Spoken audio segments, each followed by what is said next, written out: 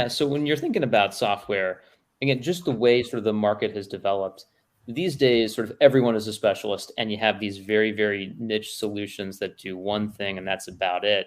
And if that's what you're going to go with, then you're going to have to find a niche solution for pretty much every task that your business has to accomplish. And if you're going to do that, you have to get them all integrated. A lot of tools will support integration so that you can link them with other tools, but they might not integrate with the tools you want to use. And if they don't, now you've got to hire someone or you got to pay someone to create a custom solution for you. And that's going to add time and expense. So if you want to go that route, you can, it's an option. But the other option you want to consider is there a simplified all-in-one approach that I can go with that will work better for me? That's the Haven strategy. And so whichever approach you want to take, when you are evaluating software, you want to ask yourself a couple of questions. Number one, does this tool have what I need?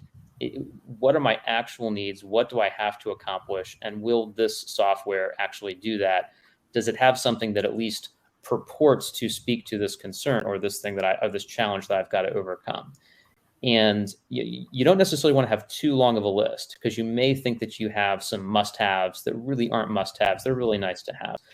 So think about what your must-haves are. What do you have to have? What do you have to get from your software?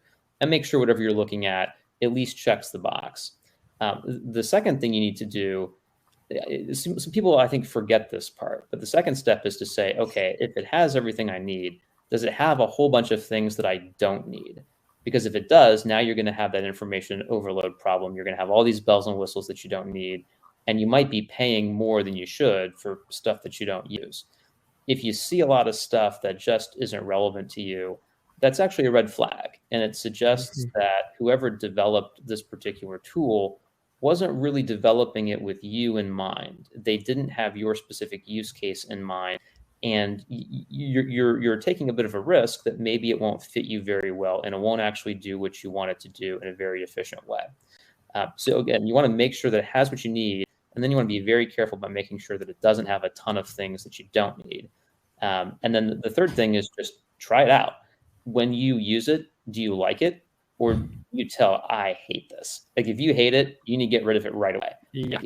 If you don't like something, you have to give it a little bit of time, but not too much.